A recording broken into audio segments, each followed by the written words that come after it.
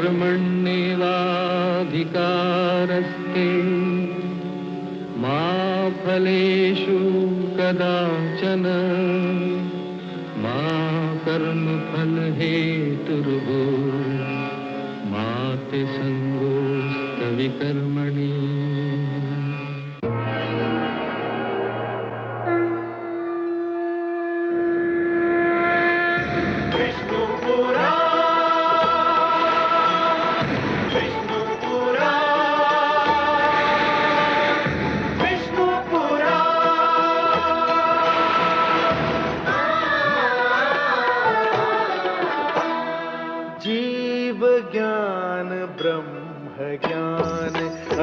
श्री विष्णु पुराण ओम की कथा महान। जय श्री विष्णु पुराण विष्णु पुराण विष्णु पुराण विष्णु पुराण। मैं माँ हूँ, धरती माँ। जिनके मन ईर्ष्या और द्वेष के घर होते हैं वे स्वयं तो इस आग में जलते ही हैं, दूसरों को भी इस आग में जलाने का प्रयत्न करते हैं। वे स्वयं दुर्बल भी हों और कुछ कर सकने योग्य न भी हों तो प्रयास करते हैं कि विवेकवानों में फूट पड़ जाए, वे विभाजित हो जाएं। इसके लिए वे झूठ को बार बार दोहराते हैं ताकि वो सच लगने लगे। मंथरा भी यही कर रही है। कैकेयी को बहकाने के लिए वो भड़का रही है, झूठ बोल रही है।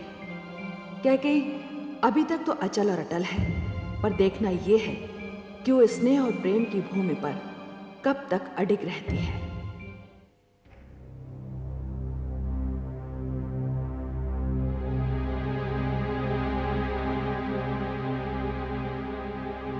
ना जाने कैकेयी को बुद्धि कब आएगी। दिन रात उसे ऊंच नीच समझाती हूं, किंतु राम नाम रटने के अतिरिक्त उसे कोई कार्य ही नहीं आता।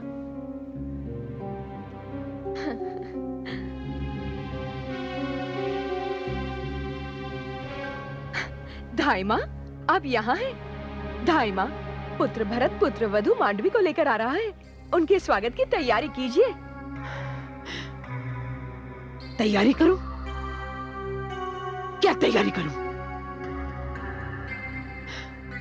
मेरे लाख समझाने पर भी अपना सबसे मूल्यवान आभूषण चूड़ामणि तूने राम की दुल्हन सीता को दे दी। मैंने सोचा था जब मेरी पुत्रवधू मांडवी आएगी तो मैं उसका रईलुन करूंगी।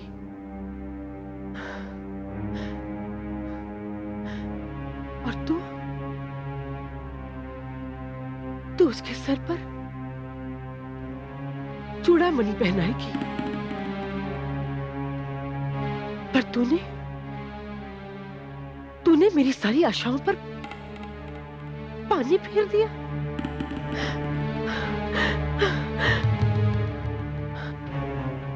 अब बता, अपनी पुत्रवधू मांडवी को तू क्या देखी? धाई माँ, न जाने क्यों आपके मस्तिष्क पर बिन कारण चिंताओं का राज रहता है। हाँ, सीता और मांडवी बहनें ही तो हैं, पराई तो नहीं। अरे बावली, अब तुझे कैसे समझाऊं? माना कि दोनों में बहुत स्नेह है, किंतु सत्य ये है कि दोनों की न माता एक है और ना ही पिता। सीता मिथिलेश महाराज जनक की पुत्री है और हमारी पुत्रवधू मांडवी उनके अनुज कुछ तर्ज की। ये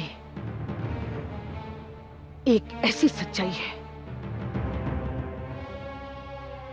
जिसे झुटलाया नहीं जा सकता, और ना ही झुटलाना चाहिए। मेरी बात मान पुत्री, तो भी इस सच्चाई को स्वीकार कर ले, यही तेरे लिए अच्छा होगा।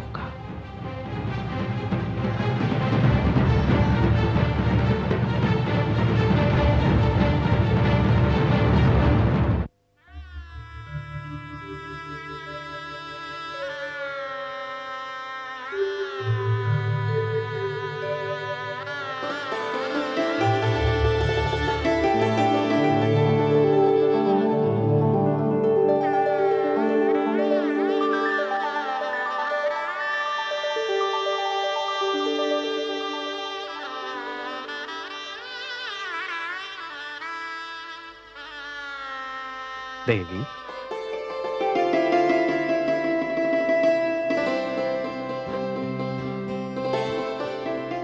आपका स्थान वहां नहीं है।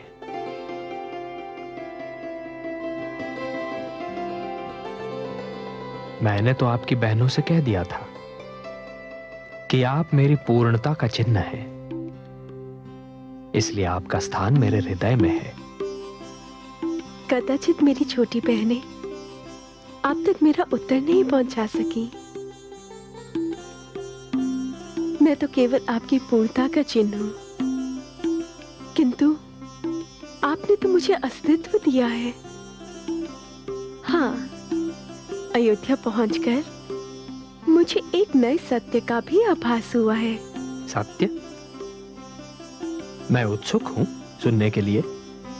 मुझे यहाँ पहुंचकर ऐसा लगा कि मैं और मेरी बहनें केवल आपकी और आपके भाइयों की पत्नियां ही नहीं हैं, अपितु पुत्र वधुएं भी हैं।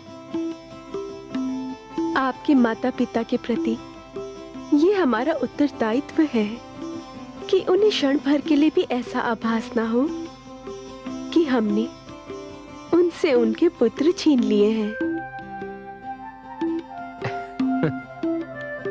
देवी, लोग तो कहते हैं कि मैं उनके हृदय की बात जान लेता हूं, किंतु आपने तो राम के मन की बात जान ली। तब फिर आप ये भी समझ लीजिए कि यहां दशरथ के परिवार में, रघुकुल में स्वार्थ जैसी किसी वस्तु के लिए स्थान ही नहीं है। यहां तो केवल प्रेम है, विश्वास है, श्रद्धा है। यहां आपको एक पल भर के लिए भी यह प्रतीत नहीं होगा कि आप यहां अनजान हैं।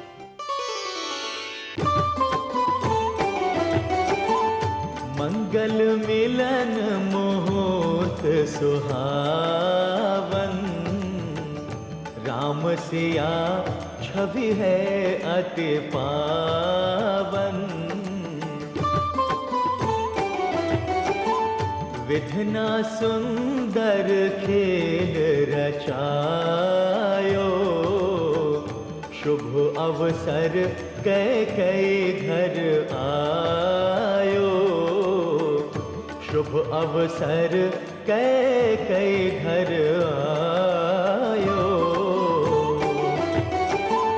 भरत मांडवी युगल सुहावे, मुदित मंथरा बले बले जावे। मुदित मंथरा बले बले जावे।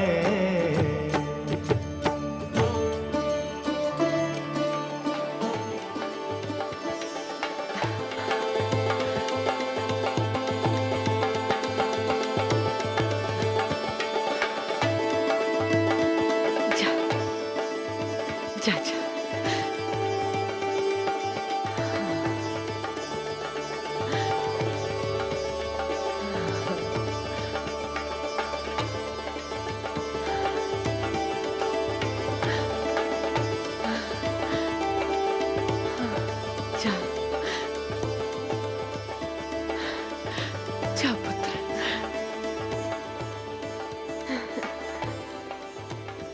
प्रतापी भाव, अखंड सौभाग्यवती भाव। पुत्री मांडवी, मेरा राम पर कुछ अधिक स्नेह है, इसलिए मेरे लिए सीता भी बहुत अधिक प्रिय है। किंतु इसका यह अर्थ नहीं कि भरत मेरा पुत्र नहीं और तुम पर मेरा स्नेह तनिक भी कम है। तुम मेरे लिए पुत्र वधू नहीं, सदा पुत्री बनकर रहोगी। जी माताश्री, मुझे मेरे पतिदेव ने बता दिया है कि श्री राम पर उनकी कितनी श्रद्धा है। हाँ माते, मैंने मांडवी से कहा कि यदि स्वयं ईश्वर भी मुझसे आकर ये कहे कि मैं भ्राता श्री राम से प्रेम करना छोड़ दूं, तो ऐसा करने से पूर्व मैं ईश्वर को छोड़ दूंगा। और रही दीदी सीता की बात, तो माताश्री, मैं अपने पिता श्री कुशध्वज को काकाश्री केवल इसलिए कहकर पुकारती हूँ क्योंकि सीता दीदी भी उन्हें काकाश्री कहती हैं। मैंने उन्हें पिताश्री आज तक कह के नहीं बुलाया। ये शब्द तो मैंने सदैव मिथिलेश के लिए प्रयोग किया है। और सत्य बात तो ये है माते कि हम चारों बहनों के शरीर चार हैं, किंतु आत्मा एक ही है।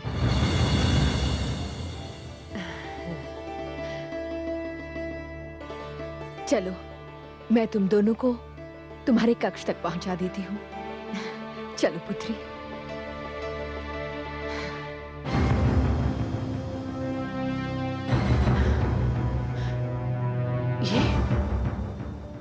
ये तो बहुत विकट समस्या है। इसका अर्थ ये हुआ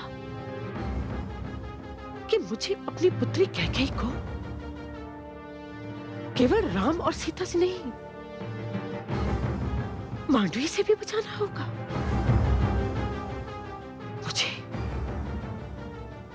मुझे बहुत दूर तक सोचना होगा।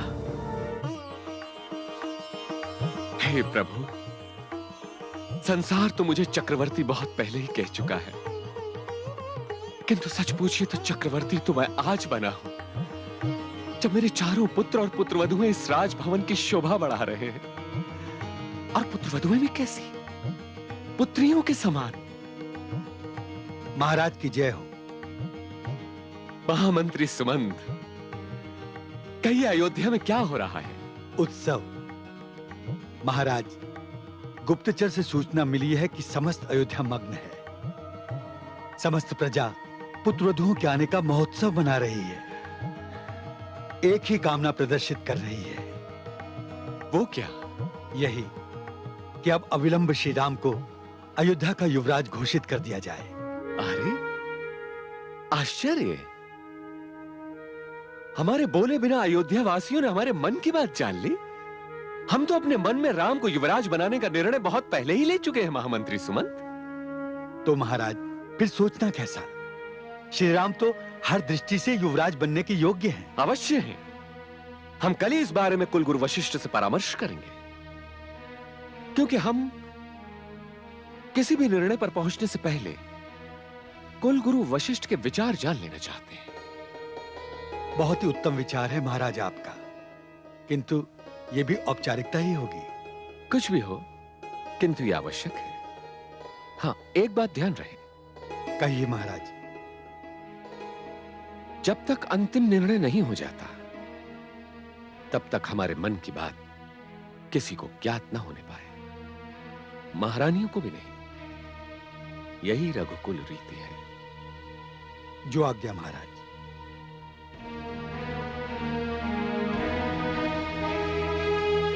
दीदी, आज उर्मिला के मुंह से माता शब्द सुनकर मेरे मन में प्रसन्नता की लहर जैसे दौड़ गई। एक दूसरे परिवार की कन्या के मुंह से माता सुनकर मुझे जो सुख मिला, वो कभी लक्ष्मण के मुंह से सुनकर भी नहीं मिला था। सच दीदी, मैं जिस बात से बहुत प्रसन्न हूँ और प्रभावित भी, वो है इन चारों बहनों की आपसी एकता। जब मांडवी ने मुझसे कहा कि वो चार शरीर हैं, किंतु आत्मा एक। तो मुझे ऐसा लगा कि हम तीनों बहनों ने जो एक परंपरा बनाई थी वो हमारे साथ समाप्त नहीं हो जाएगी, हमारे पीछे भी बनी रहेगी। सत्य कहा कैकेयी, यही सबसे बड़ा वरदान है। एकता की भावना के बिना तो संयुक्त परिवार की कल्पना भी नहीं की जा सकती। यही भावना सारे परिवार को एक धागे में पिरोए रखती है। दीदी, ईश्वर करे हमारी एकता को किसी की कुदृष्टि ना लगे। हाँ दीदी।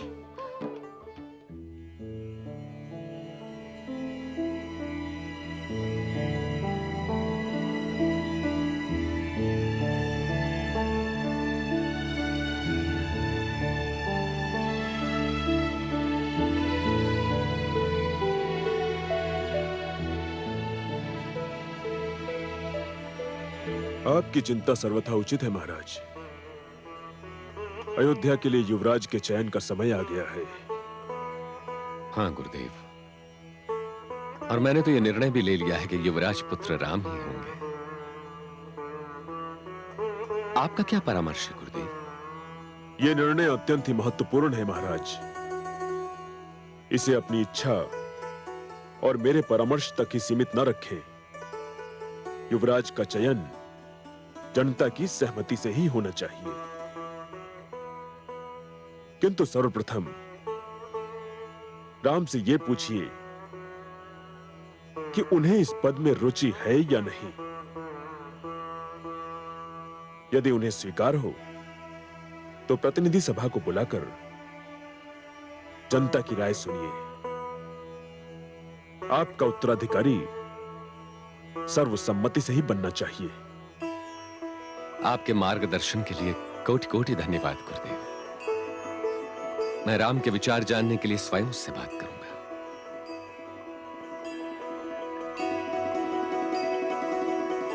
यशस्वी भव।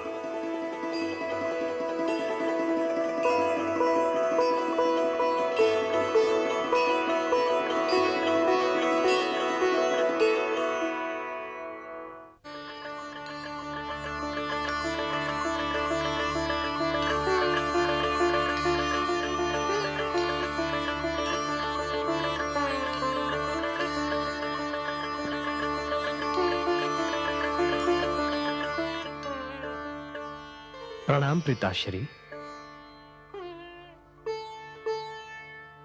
चिरंजीवी भाव पुत्र। द्वारपाल, जब तक राजकुमार हमारे कक्ष में है किसी को भीतर न आने दिया जाए।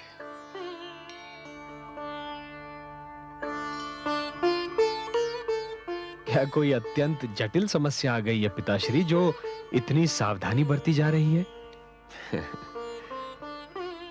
पुत्र, मैं ना तो इसे जटिल समझता हूं और ना ही समस्या। एक साधारण सी बात है, किंतु मैं ये चाहता हूं कि जब तक कोई निर्णय ना हो जाए तब तक इसकी सूचना किसी को न मिलने पाए। किंतु ऐसी क्या बात है पिताश्री? पुत्र,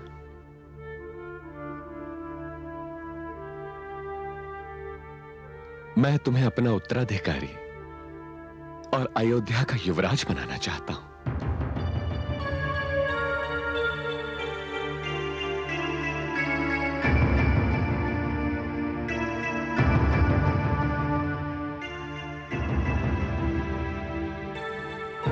क्या बात है पुत्र, तुम मौन क्यों हो गए? क्या मैं तुम्हारे इस मौन को तुम्हारी स्वीकृति समझूं? नहीं पिताश्री, मेरे मौन का कारण मेरी स्वीकृति नहीं है। केवल ये कि आपके आदेश की अवहेलना करने का साहस मुझ में नहीं है।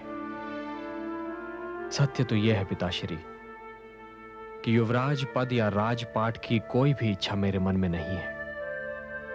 और फिर मेरा यह विश्वास भी है पिताश्री कि इस पद के योग्य अनुज भरत अधिक है। वो राजनीति भली भांति जानता है। पुत्र, मुझे भरत की योग्यता में तनिक भी संदेह नहीं। किंतु तुम में एक ऐसी विशेषता है जो मेरे किसी भी पुत्र में नहीं, भरत में भी नहीं। ऐसी क्या विशेषता है मुझ में? ज्येष्ठता। तुम मेरे ज्येष्ठ पुत्र हो और परंपरा अनुसार राजा का उत्तराधिकारी उसका ज्येष्ठ पुत्र ही होता है। परंपरा कुछ भी हो पिताश्री, किंतु योग्यता ज्येष्ठता से अधिक महत्वपूर्ण होती है। ज्येष्ठता योग्यता का पर्याय कभी नहीं बन सकती पिताश्री। और फिर उत्तराधिकारी का चुनाव तो प्रजा की इच्छा अनुसार ही होना चाहिए। यह भी तो अयोध्या की परंपरा है। अयोध्या की प्रजा की इच्छा मैं जानता हूं पुत्र। गुप्तचरों ने मुझे सूचना दी है कि समस्त अयोध्यावासी तुम्हें युवराज के पद पर देखना चाहते हैं। पिताश्री, यह आवश्यक नहीं कि किसी की ख्याति और प्रसिद्धि को उसकी योग्यता का प्रमाण मान लिया जाए। जब तक मुझे संतोष न हो कि मैं इस पद के योग्य हूं, मैं यह पद स्वीकार नहीं कर सकता।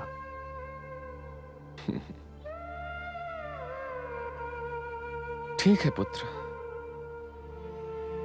मैं कल ही जनप्रतिनिधि सभा की बैठक बुलवाता हूं। तुम स्वयं ही उनके विचार सुन लेना। पिताश्री, मुझे आप सीधे जनप्रतिनिधियों से प्रश्न करने की अनुमति दीजिए, मेरी विनती है। जैसी तुम्हारी इच्छा। रामचंद्र की राह है मर्यादा की राह, ना सत्ता का लोभ है ना गद्दे के चाह। धन्य राम का त्याग है मानवता के काज। स्वयं राम ने कह दिया भरत बने युवराज। भरत बने युवराज।